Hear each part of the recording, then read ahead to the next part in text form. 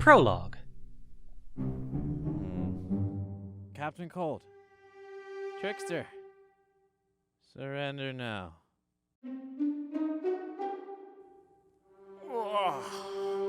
A hand emerges from under the duvet and hits the snooze button on the alarm.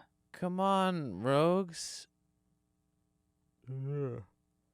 Make it easy for yourselves. The apartment is small, consisting of a bathroom, kitchen, and a living room with a bed in the corner. Dirty dishes fill the sink. Empty pizza boxes stacked up are being used as desks with several case files on top. The TV is still on, with a news station playing. Another victory for Central City. It's a good day for football fans, as last night was a close call between us and Coast City. It was close to being a tie when at the last minute we scored a point by none other than our very own Victor Stone. Despite only being 19, he is known as the man with a cannon for an arm. Victor has a very bright future ahead of... hold on. We have a breaking news story. I'm taking you over to Linda Parks now. The news channel switches to a Korean woman in her late 20s standing in front of a bank. One hand holds a microphone while her other brushes her black hair to one side. She wears a black jacket over a clean white top, which is tucked into her tan trousers pulled up high around her waist. Between her and the bank are police cars with officers aiming their guns. Welcome. My name is Linda Park, and I'm in front of Central City Bank. We have reports that the bank in question is being robbed by none other than the thief George Harkness, known as Captain Boomerang. One of the tellers managed to activate the silent alarms, alerting the Central City police. Once the officers arrived, Harkness took the people inside the bank as hostages. Linda Park moves over, revealing a police officer standing just out of frame. Officer, has Harkness made demands? He has made a list of demands. I'm not at liberty to disclose them. What's your current plan? Do you intend to give in to his demands? Now, all I'm willing to say is that we are doing everything we can to rescue the captives. And I can say that George Harkness will be arrested. Inside the bank, Captain Boomerang is watching the news report on a computer inside the manager's office. He reaches into his blue trench coat and pulls out a can of beer. As he walks out of the room in a mood, he cracks open the beer and starts drinking. You bloody pigs and reporters. Never get anything right. Captain Boomerang walks across the main floor of the bank towards the front door. Hostages sit curled up against the main wall, worried what he'll do. With his beer in his left hand, he opens the door with his right and calls out. Oi, pigs! Stop calling me George Harkness! Me name is Captain Boomerang! You wankers! Captain Boomerang reaches into his trench coat and pulls out an ordinary-looking boomerang, throwing it towards Linda and the officers. Everyone ducks, even though the boomerang goes way over their heads. It circles round and returns to Captain Boomerang, who catches it without breaking a sweat. Back inside the apartment, the news report shows footage zoomed in to Captain Boomerang's face. His violent eyes are bloody and red. His nose is broken, with several cuts across his face. Ginger hair appears under a blue beanie with a boomerang emblem. His hair is unkempt and transcends into thick mutton chops on the sides of his face. See? Boomerang. I'm Captain Boomerang. The duvet folds back. A head with blonde hair lies on the pillow. A single blue eye slowly cracks open, looking at the news report, which is showing a close-up on Captain Boomerang's face. The figure starts rubbing the sleep from his eyes, knowing it's time for him to leave. At the bank, Linda continues questioning the police officer. Is Captain Boomerang the only criminal inside the bank? As far as we can tell, yes. He is a member of the Rogues. It's possible more inside. Which is why we haven't gone inside yet. How long are you planning on doing nothing? We're not doing nothing. Lives are on the line. We have to wait until we have the right moment. Suddenly, a red blur flashes past Miss Park and the officer and enters the bank. Inside the bank, Captain Boomerang turns around to see the Flash standing in his red costume with yellow edging. In the middle of his chest is his emblem, white circle with a yellow lightning bolt in the center. He stands with his elbow resting on the counter with his head in his open hand. Flash! I knew you'd come for me, big fella. It's a pleasure talking to you again. Got a girlfriend yet? Roy, is there a reason you're always asking about me? All the times I put you away. Feel like I should know you a little better. Hey, that last time wasn't even me. I was at home, right? Minding my own business. I caught you at the scene of the crime. Hey, I was taking a walk and I heard some ruckus from inside the jewellery store, right? Being the good citizen I am, decided to go have a look for myself, see if I could help. And that's when you came racing in. Wrong place, wrong time. Your pockets were full of jewelry. Mate, I was just making sure they were safe. Had to make sure no scumbag criminal could get a hold of them. Gee, isn't that real nice of you? Are you doing the same thing here? Looking after these people's money for them? Oh, can you really trust the banks? I mean, look at this. Captain Boomerang picks up a pen from the counter with a chain tying it down. We're supposed to trust them with all our money? Right. And yet, they won't trust me with a simple pen. Come on, Boomerang.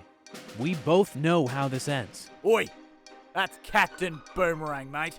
Last I checked, it was Leonard Snart who was in charge of the rogues. He is Captain Cold, after all. Are you the Captain Police? What, that means I can't be Captain as well? Yeah, it kinda does. Well, shut your gob and listen up. I got a list of demands, right? Number 1. As Captain Boomerang starts to blink, time slows down when his eyes are closed. The Flash sprints toward him, who's frozen in place. The Flash grabs hold of Boomerang and drags him outside.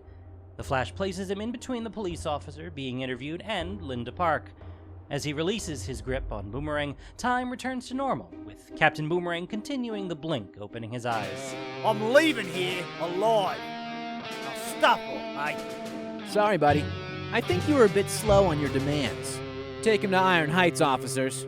Hostages are inside the bank for you. They're safe. The officer quickly places Captain Boomerang in handcuffs and starts walking him to a police car. Now turn this around on you, Flash. You better watch your back, mate. Thanks, Flash. Linda and her cameraman focus on the Flash. Flash, it is an honor to meet you. Any comments on what happened here today? I'll let the brave police officers answer your question. You're the hero who captured Captain Boomerang. The hostages are safe because of you. I'm sure the police would have got the job done.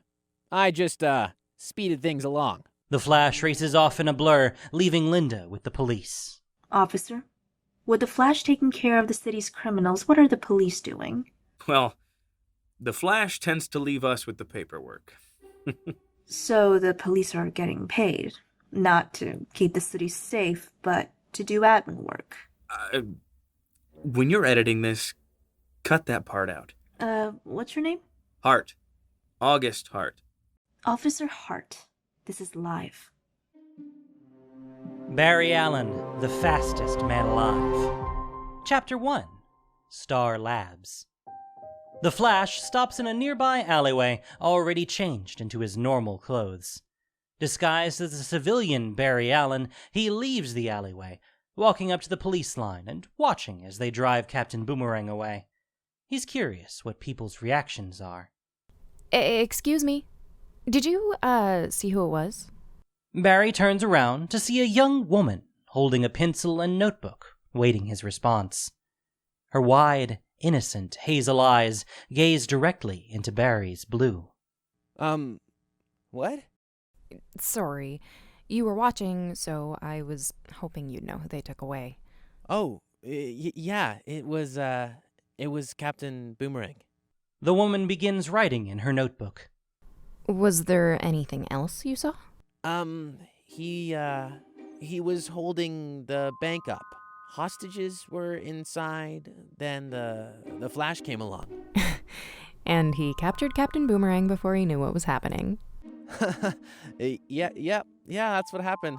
He was, in mid-sentence, actually. He started talking inside the bank, and then he finished, outside.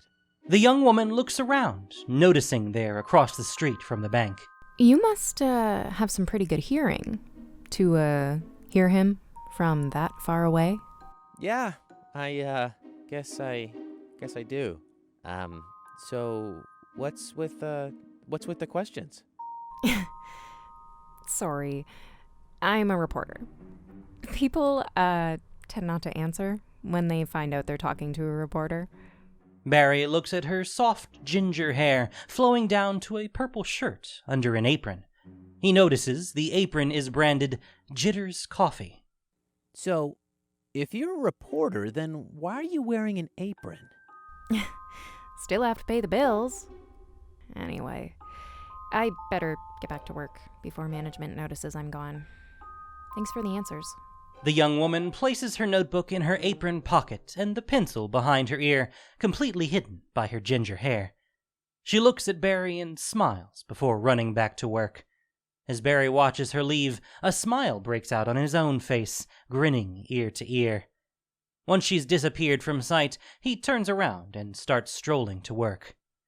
Inside Star Labs, Barry makes his way down a concrete, cold corridor until he arrives at a door labeled Silas Stone. Come in. Barry enters the room to see Silas Stone himself, an aging scientist with thinning, snowy white hair, contrasting his dark brown skin. He wears a crisp white lab coat over a mint green shirt. His tired eyes study his research on the computer through rectangular glasses. Oh, hey. Thought I'll check in to, see how your work was going. You don't have to check in every day. Oh, I don't mind. Gives me someone to talk to. Well, work is still slow. Cybernetic limbs? Or the health serum? I put that on hold for the moment, trying to work on an AI interface. Figured if I could crack this, then it might be able to help me with the rest. What about you, Barry? How's your lab work going? Barry and Silas both look to the landline ringing on the desk. Just a moment, Barry. Silas reaches over and picks up the phone, a ring on his middle finger. Hello? Oh, what does he want now?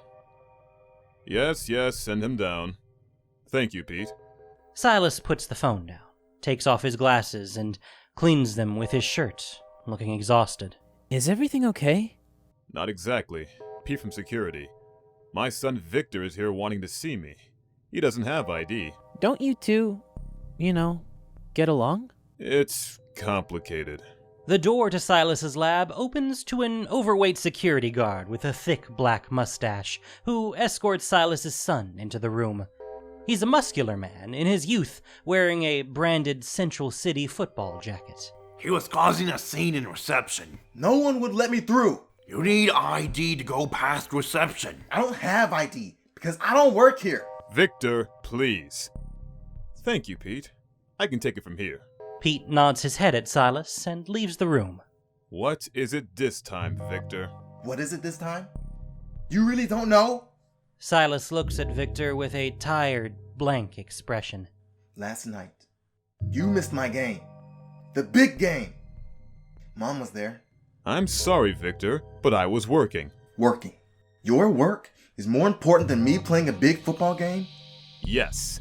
Victor freezes in place, shocked at his father's response. My work has the potential to heal the world. You throw around a piece of leather. Don't you think it's about time you start doing something with your life? I am doing something with my life. I'm 19. Not only am I part of the city's team, I'm the best player. This city has a speedster who puts criminals behind bars. He's a hero, and there's others like him all over the world. What you do? It's a joke. Fuck you. Victor storms out of the room, slamming the door behind him. Silas removes his glasses and uses his mint green shirt to clean them again. I'm sorry about that. Sons can be difficult. Do you get along with your father? Well, I see my father now and again, but not as often as I'd like. Victor will come around. He'll do something with his life soon enough. Listen, I don't think you should tell your son how to live his life. You should just be happy with the son you have. I just want great things for my son. A respectable job. What does your father do? He's in prison. That's why you don't get to see him as often as you like. I would love to spend every day with him. We can't, but you and Victor can. Silas remains silent. It's all right. You can ask. Why is your father in prison? He was framed for murdering my mother. Look, take it from me, Silas. You need to spend time with your family. Barry, thanks for stopping by. I must get back to work. Oh, of course. I'll see you tomorrow. Maybe. Barry stands up from the chair and leaves Silas's lab. Chapter 2.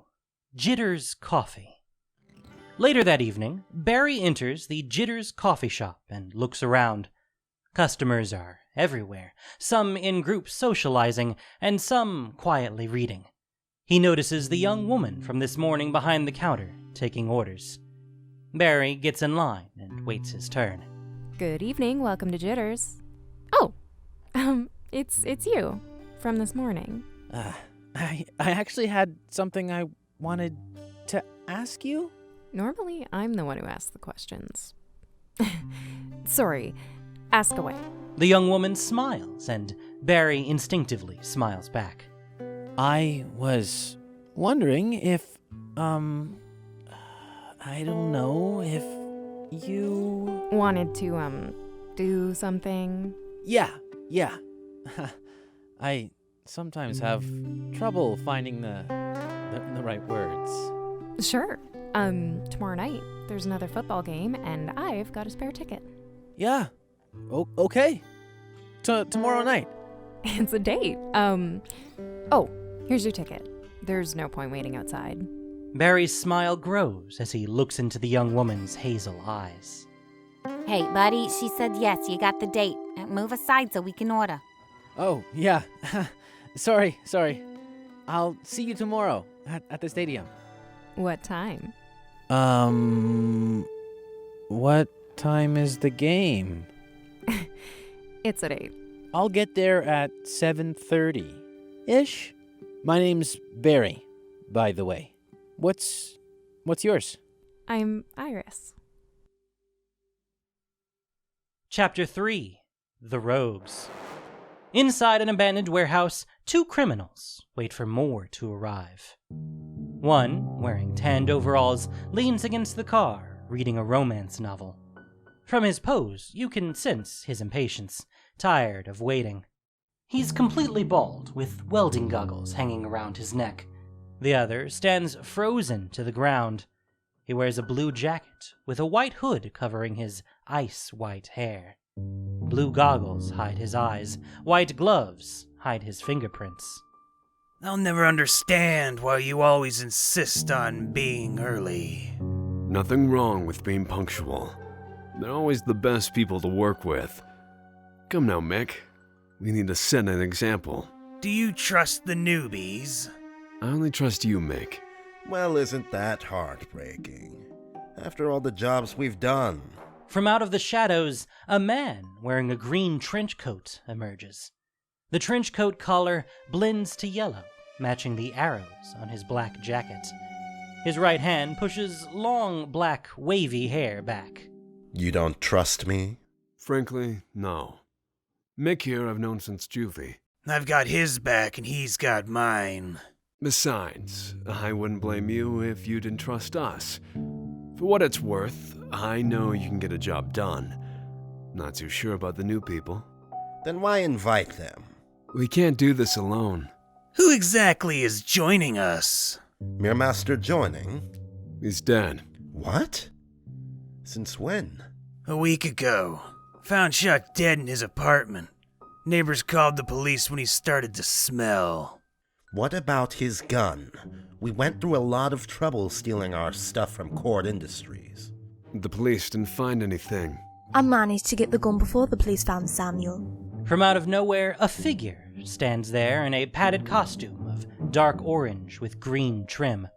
The face of the helmet is made up of a mirror, reflecting the rogues back at them. The figure removes their helmet, revealing a teenage girl. Her short, wavy blonde hair flows down to her chin, with freckles covering her face. So you three were Samuel's gang? Who the hell is the kid? This here is Evie McCulloch. Samuel took her in. How do you know so much about me? Knowledge is power, and I like to have the upper hand. You guys talk too loud. Anyone could be listening. A figure wearing a light green cloak jumps down from an overlooking walkway, landing in front of Captain Cold. The figure stands up tall, revealing himself to be a young man, barely old enough to be considered an adult. He holds his hand out to Captain Cold. I'm Pied Piper. Thank you for the invite, Mr. Cold. Captain Cold shakes Pied Piper's hand. Please, Mr. Cold was my father's name. Call me Captain Cold. Is this everyone? Yeah, I could be earning money right now. The reason I brought you here is for something bigger than money. We're still waiting on one. From a nearby sewer grate, hot black and orange tar begins bubbling up and starts to form a massive humanoid shape. Mirror Master draws her gun while Weather Wizard readies his wand. Great. The gang's all here. Put the weapons away. Evie looks at Captain Cold, unsure. If he wanted to kill you, you'd be dead. Evie puts her mirror gun back in its holster. Let's begin. Now, thank you all for coming here. I'm Captain Cold. This is Heatwave and Weather Wizard. We're known as the Rogues. We know who you are. We watch the news. Keep quiet, Pipsqueak. This here is Evie McCulloch, the new Mirror Master after Samuel's untimely death. Next is Pied Piper, Master of Music. Lastly, we have Tarpit. Are these new members to your Rogues Gallery? Help us with this, and you're more than welcome to join us on future jobs. What exactly do you need us to do? We need to break Captain Boomerang out of Iron Heights.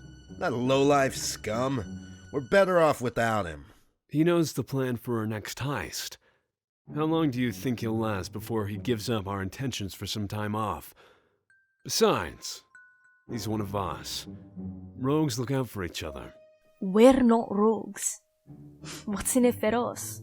He said we can join in the next heist. You need to listen more. Correct, Piper.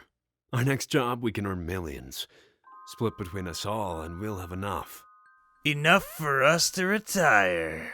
Sure, I'll help. I think he's in. Sure.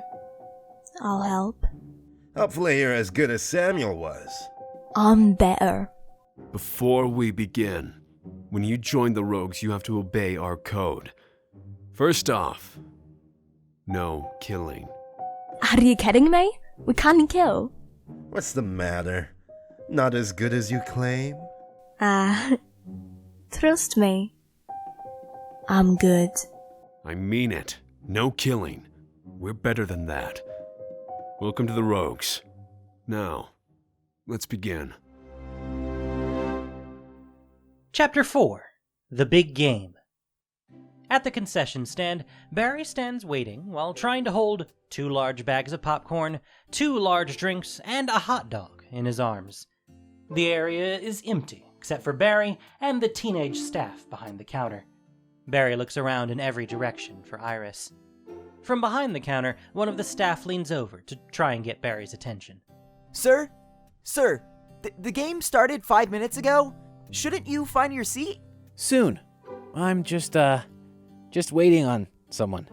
Barry turns his head and spots Iris walking swiftly towards him. Oh, here she is. I knew she'll turn up. Iris arrives wearing a stylish purple leather jacket, her handbag over her right shoulder. She reaches Barry, who is still struggling with the snacks. Sorry I'm late, Barry. I swear this rarely happens. I started writing a story, I was in the zone, and, well, I just lost track of time. It's fine. I was late too. I only arrived about 10 minutes ago, actually. I'm, kinda struggling here. Oh gosh, sorry, Barry. Here, let me take some of this. Iris and Barry struggle as she tries to take some of the snacks from him. Whew! We better go before we miss the game. Yeah, let's go. Barry and Iris walk toward their seats. The game is already in motion. Fans fill the stadium, cheering their support. Barry and Iris quickly take the first 2 spare seats they see down in the front row. Barry leans over to whisper in Iris's ear. Are you sure these are our seats? Nope. But they're by the aisle. I didn't want to be walking through people. Oh, good point. Yeah. Iris reaches into her handbag and pulls out a pencil and notebook. You don't mind if I take notes? Want to write an article about this? Oh, no, not at all. Thanks. Some people say I'm a workaholic. Me too. Work, it's also a hobby for me. Apart from sleep, I pretty much just work. Where do you work? Star Labs? Nothing special. I'm just an intern. Odd jobs, really. So you're a workaholic for odd jobs? Oh, no, I'm trying to become a police forensic. That's what I really want to do. Find out the truth. You know, send the criminals to jail and save the innocent kind of thing? Seems like you have a thing for justice. Yeah, guess I do. Where exactly are you a reporter for? Oh, nowhere, really. I've got my own website. Don't expect many views, but it's good for trying to get a job at a newspaper. Any particular newspaper you want to work for? Not really. I just want to be a reporter. This world is pretty much filled with people lying. I just want to get to the truth. Are there any secrets I should know about you? Yeah, but I'll tell you after a few more dates. Well, I look forward to discovering what it is. Suddenly, half the stadium bursts out in a cheer, while the other shouts. Damn! I missed it. Do you have any idea what just happened? I'm guessing someone scored. Any idea who? Half the stadium starts cheering, people in sync shouting, "Victory! Victory!" They shout that every time he scores. Guessing you're a big fan of football. Not so much. My son is down here. I may not enjoy football, but I do enjoy watching him play. Oh, which one's your son? Victor, he's my little boy. Victor's your son? Miss Stone, I'm planning on writing an article about the game. I would love to know a bit more about Victor. Of course, but please call me Eleanor. Eleanor. Was there anything from Victor's childhood that might have inspired his love for football? Well, I've never had that question before. I normally get, what's his plan for the future? Will he join another team? Even had people asking what his favorite meal is. Well, those questions have all been asked. I can find them online in articles that already exist. I want to ask the questions that haven't been answered. You're going to make an excellent reporter. Victor wasn't the healthiest child. He could barely walk. His father and I did everything we could, and Victor got better. I think that also made him stronger. He started running, and from that point onward, he was always active. Out of all the sports, he was drawn to football like a magnet. Barry looks past Eleanor and spots an empty chair next to her. Was that chair meant for your husband? Yes, it was, but he's busy at work. Is everything okay? I'm not asking for the article. This is completely off record. Oh, don't worry. It's just, well, sometimes I worry he doesn't. Him and Vic didn't see eye to eye. I just wish they could have a healthy relationship.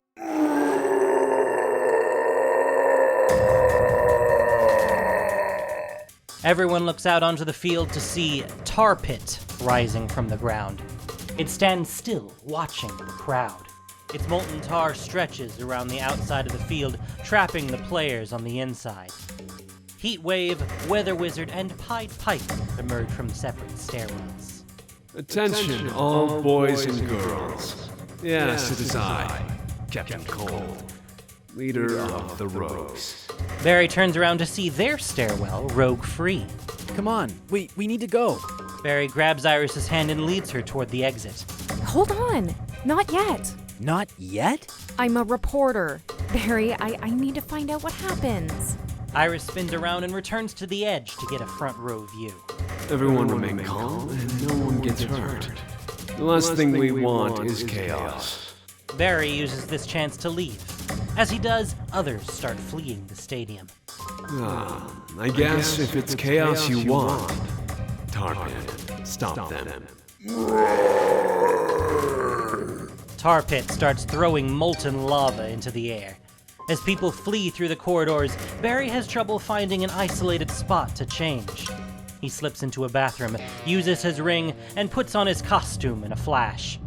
Barry zooms out of the toilet, and time returns to normal. People come to a halt as they get sight of the Flash. Flash, it's the rogues! They interrupted the game. They started attacking the crowd. Please save us. Don't worry, I'll handle them. You guys, make sure you get to safety. Time slows down, and the Flash races towards the field. As he leaves the corridor, he grabs a fire extinguisher. Arriving on the field, Barry starts extinguishing part of the molten lava, allowing trapped players to escape. Time returns to normal. Quickly, get out of there! The football players start running as Tar Pit turns toward the Flash. At the corridor, Iris and Eleanor have made their way down. Iris has her phone out, trying to record the scene. Eleanor waits for her son. Come on, Mom, we need to leave. There's one still out there. Out on the field, a single player is still out there, frozen on the spot, too terrified to move. Leave him! It's too dangerous! Victor, I taught you better. Eleanor runs out toward the terrified footballer. Tar Pit throws a ball of lava at the Flash, and as it gets near, time slows down, allowing Barry to move out the way.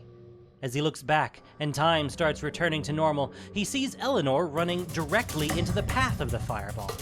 The lava explodes on the grass. Eleanor is caught by the impact and is sent flying across the pitch. Mom! Victor races towards his mother. The terrified football player snaps out of his trance and runs over as well. Eleanor lies on the grass, unconscious, flesh burnt all over her body. Mom! I think she's still breathing. That fucking creature tried to kill my mom! Barry turns back towards Tar Pit, and in a moment of anger, throws the fire extinguisher at it, exploding on contact. Don't worry, Victor. I'll phone an ambulance. Victor starts to pick up his mother. Victor, leave her alone until the ambulance gets here. They won't be able to do anything. Help me get her to my car. As the football player goes to help Victor, he starts slowing down. The Flash zooms past them into a corridor and up the stairwell. As he's about to go into the announcement room, he realizes too late the floor is covered in ice. His foot slips, and losing his balance, he falls on the ground, hitting his head. Time returns to normal. Barry. Pleasure to meet you again. Cold! Oh, come on, Barry. I've told you before you can call me Leonard when it's just us. What happened to your code? Did you see what Tar Pit did down there?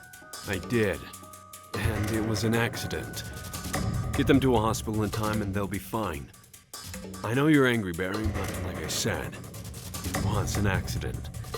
If he did it on purpose, I would be treating this very differently. So, what are you gonna do now, Barry? Captain Cold holds his arms out as he asks Barry the question. His arms slow down as Barry starts running toward him, his cold gun in his right hand.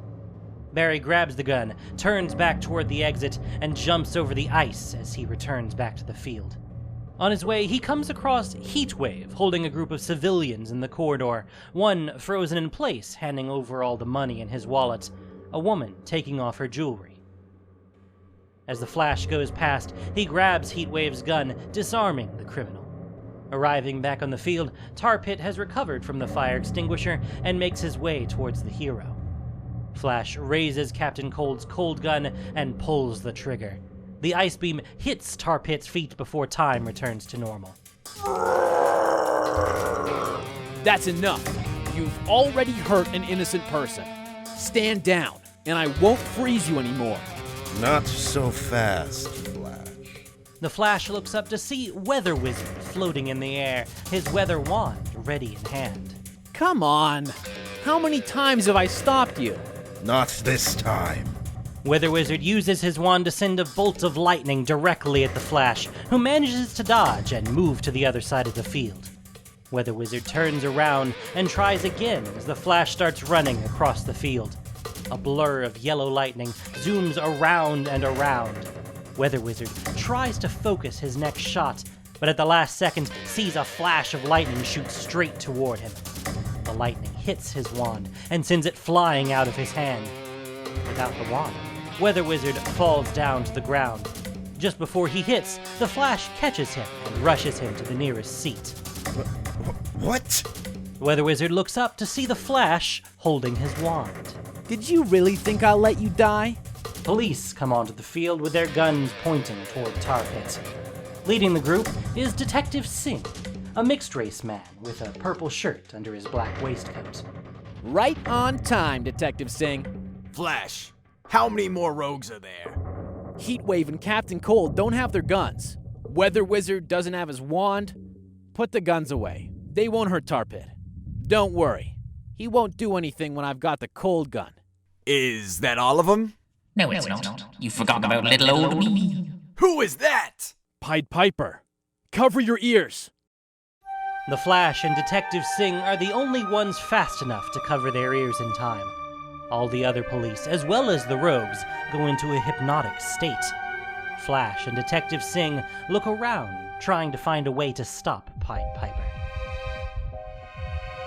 The Flash and Detective Singh notice everyone returning to normal and take their hands off their ears.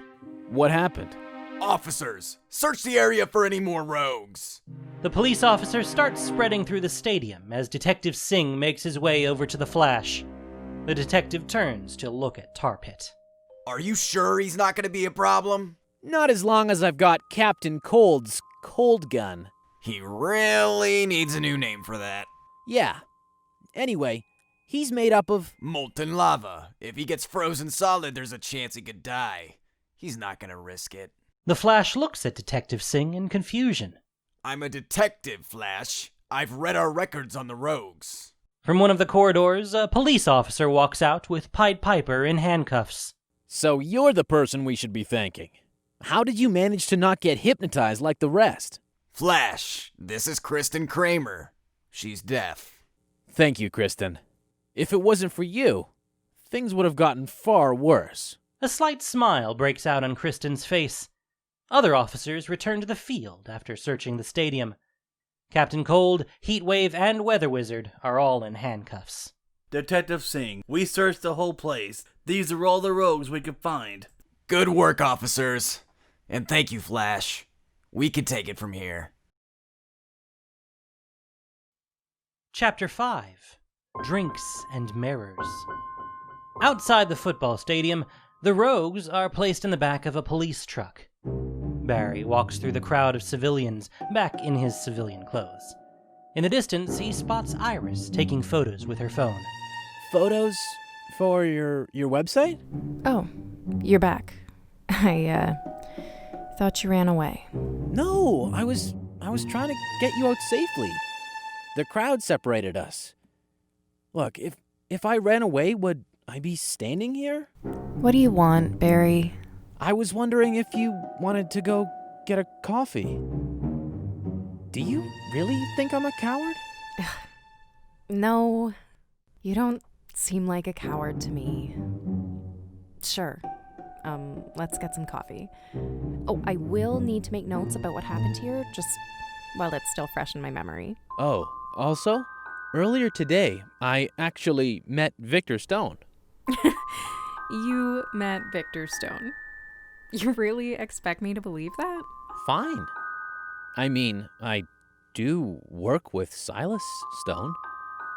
You may recognize his name. Husband to Eleanor and father to Victor. But I'm sure that's a completely different person. Oh my god, you met Victor Stone. What was he like? I was going to ask if you wanted to meet Silas. Maybe he could bring Victor. But I guess you wouldn't be interested. Please, get me in a room with them. Come on, let's go get coffee. Inside Jitter's Coffee, Iris sits at a table, writing down the evening's events into her little journal. Barry brings over 2 cups of coffee, placing them on the table, and sits down opposite her. Any questions about what happened? It doesn't make sense. What doesn't? Why would the rogues attack the football game? They're criminals. They commit crimes for money.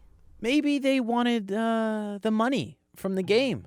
Best time to rob is during the game when everyone is distracted. But they stopped the game. They went out onto the field, a big announcement, all eyes on them. I went and checked. The staff at the booths didn't get robbed. They never went after the money. Not to mention the Flash stopping them. They could have put up more of a fight. You're right. So why do any of this? Just to get captured? To get into Iron Heights. That's it. They wanted to be captured so they didn't have to break into Iron Heights. But why would they want to get into Iron? Barry, don't you see? Captain Boomerang got sent there. They're going to break him out. I'm sorry, Barry, but I gotta go warn them. Iris grabs her journal and runs out of the coffee shop without looking back. With this new information, Barry also rushes out, not to follow Iris, but to go to Iron Heights. Inside Iron Heights, a guard walks into the evidence room, carrying a tray with the rogues' weapons. Damn rogues, nothing but low-life criminals with high-tech weaponry. The guard places the heat and cold guns onto a shelf, as well as the wand, flute, and a small handheld mirror. As the guard turns around to leave the room, Mirror Master emerges from the mirror. Who you calling lowlife? Huh? As the guard turns around, he's confused to see his reflection in her helmet. Using that moment of opportunity, Mirror Master punches him square in the face, knocking him out in a single blow. A wee little lost like me. Always underestimated. I'm gonna show everyone what I can do. Chapter 6. Iron Heights. The rogues are in their separate cells, wearing orange jumpsuits. An elderly guard walks up to the one containing tar pit. No bars, just a wall of glass to prevent escape. Sprinklers are installed in the ceiling, wired to go off at the push of a button. I remember when we held criminals who didn't have powers. Steel bars kept them in place. Now we need special cells just to deal with the likes of you. I heard about the women you attacked. They got injured. No one with those injuries turned up at any sort of hospital. Without any medical care, they'll be dead by now. Thought you'd like to know you're a murderer. The guard walks away, leaving Tar Pit to deal with the guilt of killing someone. The prisoner in the cell opposite him walks over to the glass to talk. As you can see, I'm in one of those special cells. That over there is a damper to stop me from using my powers. First time killing someone? Don't beat yourself up. It's only the start. I've killed countless of people. That's why they call me Killer Frost. Killer Frost stares through the glass, her cold blue skin contrasting her orange jumpsuit. Her ice-white hair flows down, looking almost frozen. Don't get grumpy at me! Killing someone isn't the end. It's the beginning. Trust me, having no lines to cross is freeing. You will learn to love it. No. You speak? You seem like a mindless creature. You must have a name. Joey. Ha! Lovely to meet you, big boy. The door to the corridor opens, and Mirror Master enters wearing her costume with the helmet still on. She has a set of keys, which she uses to release her fellow rogues one by one. As they are released, she hands back their weapons. Right on time. I knew this plan would work. Thank God. I'm beginning to get worried we were going to be behind bars forever. You'll learn to trust Snart. Never doubted you for a second, partner. Can't we just focus on getting out of here? Hold on, let me just get Tar Pit. No. That thing talks. It's not a thing. Unlike you, he's a human being. And who the hell are you supposed to be? That's Killer Frost. Tar Pit, this is our chance. We can escape. Murderer. What is he on about? Code. With that one word, Captain Cold understands. Fair enough. Captain Cold places his hand on the glass and looks Tar Pit in the eyes. You have my respect. Mirror Master, did you take care of security? I turned off the cameras, and any guards I came across, let's just say they're taking a nap. No eyes watching us. You didn't kill anyone? We have a code. Don't worry, I followed your code. There are still guards crawling all over this place. If we encounter any of them, I'll just play my little tune. All right, rogues, we need to get a boomerang. Hey, you got the keys! Let me out! Sorry, but we don't need you. You bastard! I've got a cold heart. Something I'm sure you can relate with. Captain Cold leads the way, and the rogues follow. As they make their way through the various cell blocks, various criminals beg to be released. They arrive at Captain Boomerang's cell, where he's fast asleep. Time to wake up, George. Where's Captain Boomerang? I'm Captain Boomerang. His eyes slowly crack open to see his fellow rogues. He jumps out of bed and goes over to the bars. Oi! What the bloody hell are you guys doing here? We're here to get you out. Oh, jeez. You guys are the best bloody group of delinquents a bloke could know, eh? Have you told the pigs anything? What? You really think I'd rat you guys out? If the deal was good enough, you would. Yeah, so what do you mean by that, snot? You gonna break me out, mate, or you gonna kill me? We're not gonna kill you. The rogues follow a code, remember? Let them out. Mirror Master starts unlocking Captain Boomerang's cell. Who's the Sheila? She's Samuel's successor. A new Mirror Master, eh? Oh, and this mirror's got curves. Think you and me should grab a drink sometime, love? I will break your nose. Don't threaten me with a good time. Mirror Master hands him his weapons. Yeah. Did you grab me coat? No, I just grabbed the weapons. Yeah, nah. Need to go get me coat. What's so special about it? It's got my bloody beer in it. Captain Cold walks away without giving a response. We're not going back for your beer. Heatwave follows Captain Cold, and the other rogues join them, with Captain Boomerang being the last to follow. Rightio, so what's the bloody plan then? What am I, eh? A brick wall? We're here to break you out. No, is that bloody right, eh? I didn't work that out of my own, so frickin' glad you could spell that out. So what's the actual plan, eh? In the blink of an eye, the Flash appears before the rogues. Come on, rogues. We've done this before. Make it easy for yourselves. Just return to your cells. The rogues all draw their weapons, worried what the Flash might do. Captain Boomerang slowly backs away, hoping to reach the door unnoticed. You shouldn't have come here, Flash. We went easy on you before. Things won't be like last time. You will burn. Everyone is fixed on each other, except Captain Boomerang, who's the only one to notice the guard walking through the door. There's nothing you lot can do to stop me. I've always defeated you. Nah, mate. This time's gonna be different. Everyone turns around to see Captain Boomerang using a guard as a hostage. A razor-sharp boomerang held against the guard's neck, close to drawing blood. You wouldn't allow an innocent to come to harm, would you, Flash? Captain Cold turns his gun from the Flash and points it toward Captain Boomerang. Snot, you taking the piss, mate? Flash is over there. We have a code. We do not kill. Chapter 7. The Code. Instinctively, Heatwave also points his gun at Captain Boomerang. Oh, not you as well. Screw the bloody code. I want to get out of here. Right? An ice cold beer, fresh air, freedom. Where do you fellas stand, eh? I cannot believe I'm saying this, but I agree with the shitbag. That's me, right? Yes. Yeah, great.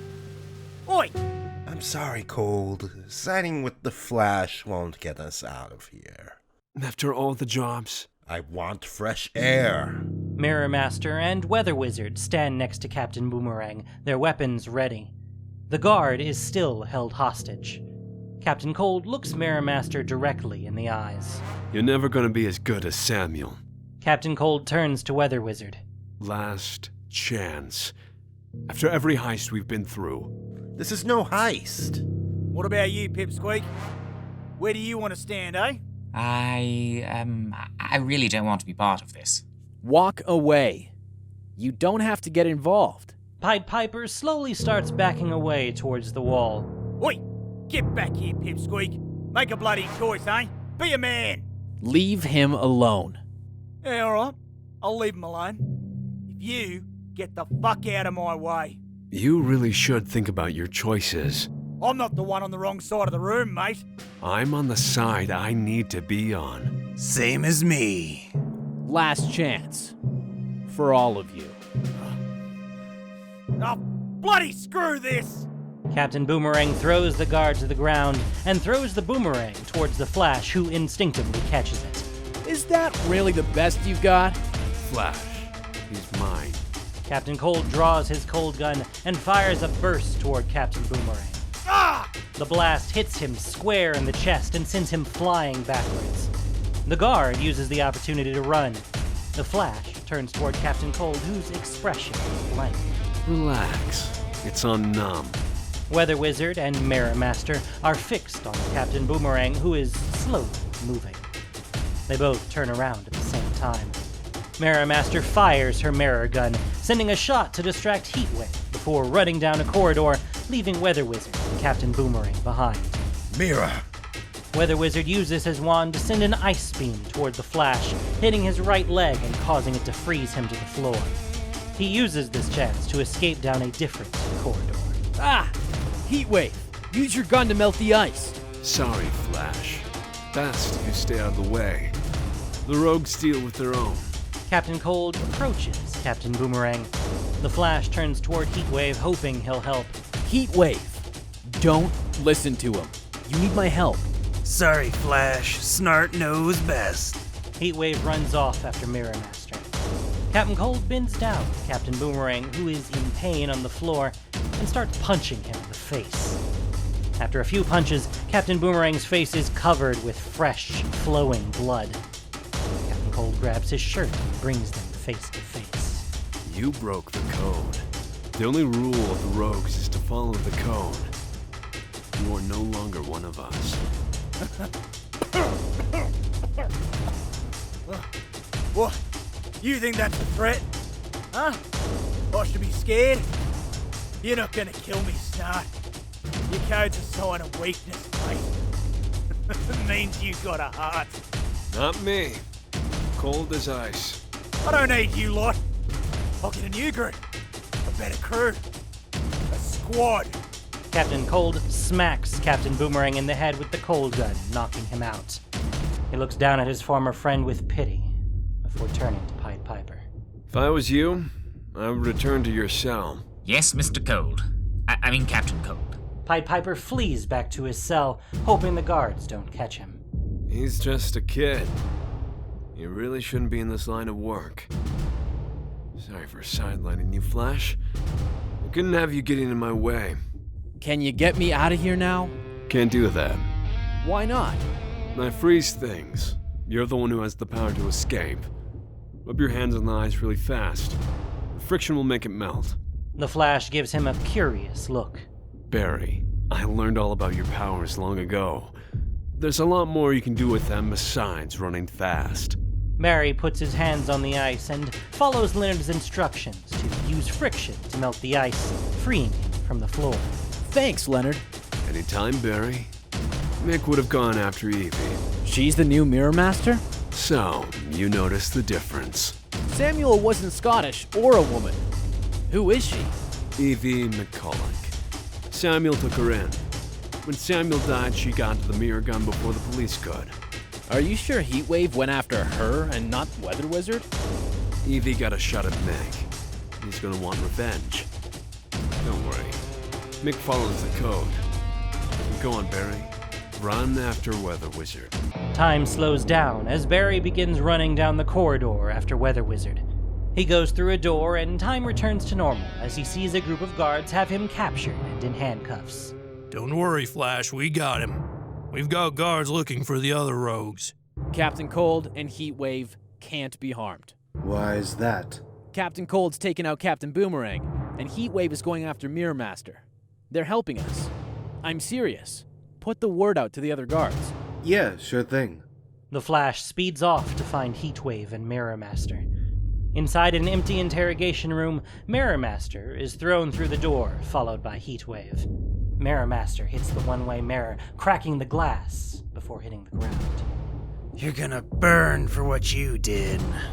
Mirror Master looks up to see her mirror gun on the floor, closer to her than Heatwave. That's the problem with you, Meg. You act first and thank later.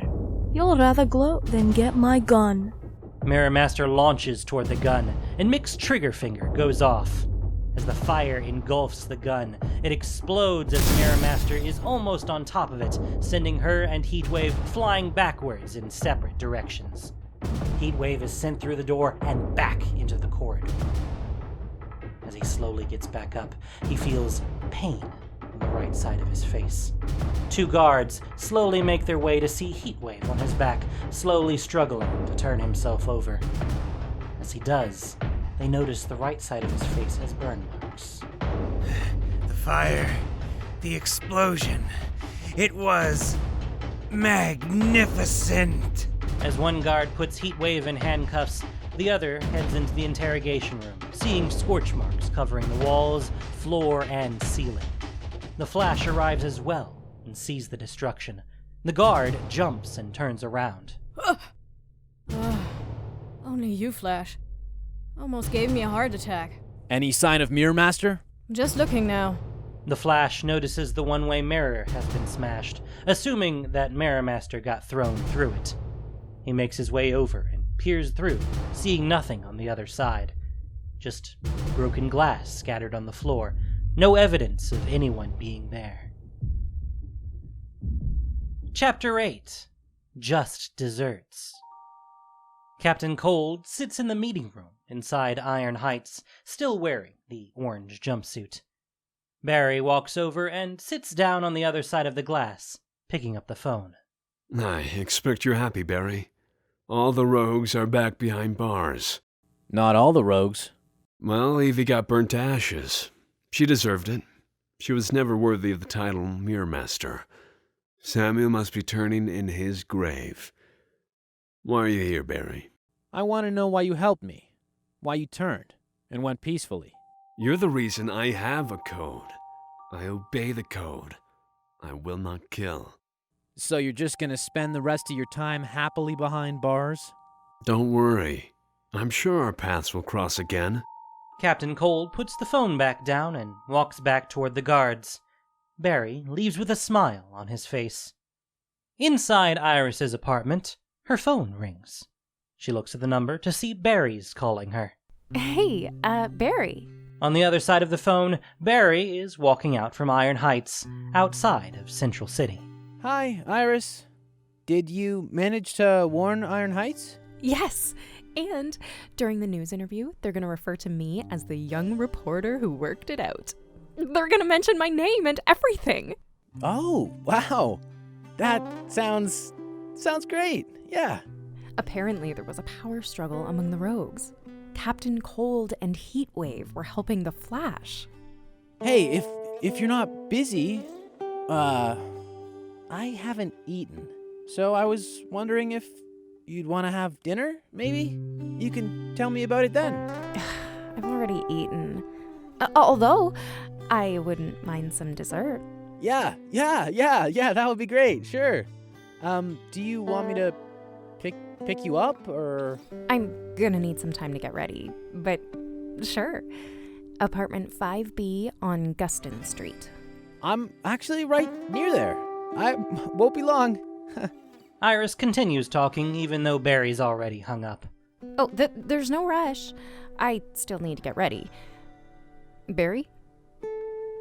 Hello? Iris puts her phone away and starts getting changed. Barry arrives outside her building in a flash and waits for 10 minutes before going up. Iris opens the door to see Barry waiting.